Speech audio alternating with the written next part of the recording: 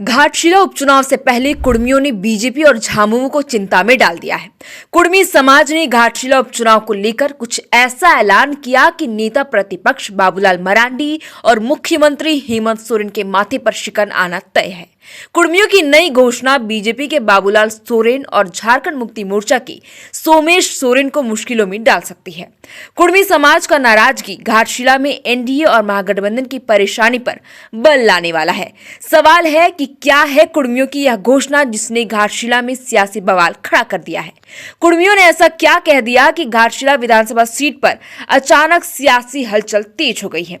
सवाल है कि क्या कुर्मियों की घोषणा के जवाब में आदिवासी भी कोई ऐलान करेंगे। घाटशिला में कुर्मी बनाम आदिवासी की इस जंग में फायदा किस दल को होगा और किसे नुकसान पहुंचेगा। कहीं इस नए सियासी बवाल के पीछे झारखंड लोकतांत्रिक क्रांतिकारी मोर्चा के विधायक जयराम महतो तो नहीं। सभी सवालों का जवाब जानेंगे इस वीडियो में, वह भी सिलसिलेवार तरीके से। दरअसल घाटशिला उपचुनाव से पहले कुर्मी समुदाय के लोगों ने केंद्र और राज्य सरकार को 15 दिन का अल्टीमेटम दे दिया है। कुर्मी समाज ने कहा कि यदि 15 दिन के भीतर उनकी मांगों पर सकारात्मक चर्चा नहीं हुई तो वे घाटशिला उपचुनाव का बहिष्कार करेंगे, माने चुनाव में वोट नहीं डालेंगे। आज 22 अक्टूबर है और घाटशिला में 11 नवंबर को वोट डाला जाना है, माने कुल 18 दिन ही बचे हैं। ऐसे में कुर्मी समुदाय के ताजा अल्टीमेटम ने बीजेपी और झामुमो जैसे दो बड़े दलों में खलबली मचा दी है। कुर्मी समुदाय ने स्पष्ट चेतावनी दी है कि अगर केंद्र और राज्य सरकारों ने उन्हें अनुसूचित जनजाति श्रेणी में शामिल करने की उनकी पुरानी मांग पर कोई ठोस कार्रवाई नहीं की तो वे उपचुनाव में किसी भी राजनीतिक दल का समर्थन नहीं करेंगे।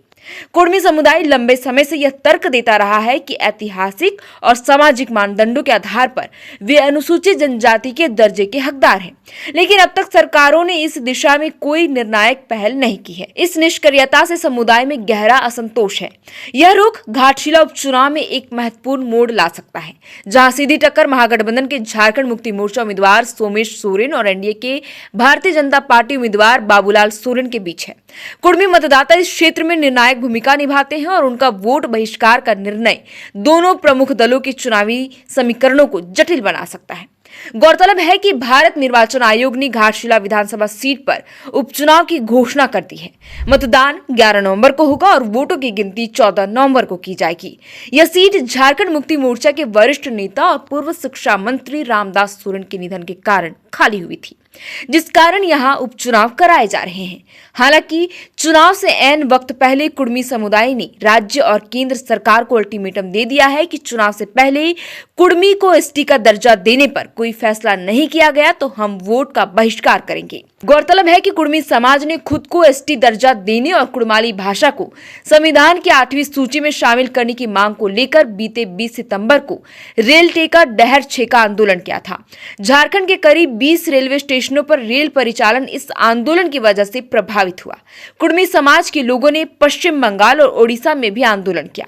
कुर्मियों का तर्क है कि 1931 की जनगणना तक उनको एसटी दर्जा प्राप्त था, लेकिन आजादी के बाद वर्ष 1951 की जनगणना में उनको एसटी श्रेणी से ही बाहर कर दिया गया। कुर्मियों का तर्क है कि वे ऐतिहासिक रूप से आदिवासी है, वहीं आदिवासी समाज कुर्मियों की मांग का विरोध करता आया है। 17 अक्टूबर को रांची के प्रभात तारा मैदान में कुर्मियों को एसटी दर्जा की मांग के विरोध में विभिन्न आदिवासी संगठनों द्वारा आदिवासी एकता महारैली का आयोजन किया गया था। बीजेपी और झारखंड मुक्ति मोर्चा ने आंदोलन पर चुप्पी साधे रखा। कांग्रेस ने भी अपने विधायकों को चुप रहने का निर्देश दिया है। ये दल ना तो आदिवासियों के पक्ष में खड़े नजर आए और ना ही कुर्मी आंदोलन का समर्थन या विरोध किया। इन्होंने तटस्थ रहना चुना। हालांकि अतीत में वर्ष 2004 में अर्जुन मुंडा के मुख्यमंत्री रहते कुर्मियों को एसटी दर्जा देने की अनुशंसा की गई थी। 2008 में झामुमो का तत्कालीन अध्यक्ष शिबू सोरेन ने कुर्मी को एसटी दर्जा देने की मांग का समर्थन किया था। 2018 में एक संगठन ने कुर्मियों को एसटी दर्जा देने का प्रस्ताव केंद्र के पास भेजने का अनुरोध तत्कालीन रघुवर दास सरकार में किया था, जिसमें मौजूदा मुख्यमंत्री हेमंत सोरेन और पूर्व सीएम चंपाई सोरेन सहित बीजेपी झामुमो के 44 विधायकों के हस्ताक्षर थे। लेकिन अब सियासी परिस्थितियां बदली हुई है। 20 सितंबर को रेल टेका डहर छेका आंदोलन के समर्थन में केवल आजसू और जेएलकेएम ही खुलकर आए। अब कुर्मियों ने घाटशिला उपचुनाव का बहिष्कार करने का अल्टीमेटम देकर नई चुनौती पैदा कर दी है। अब देखना होगा कि कुर्मी समुदाय की ओर से दिए गए अल्टीमेटम पर दोनों सरकारें क्या विचार करती है।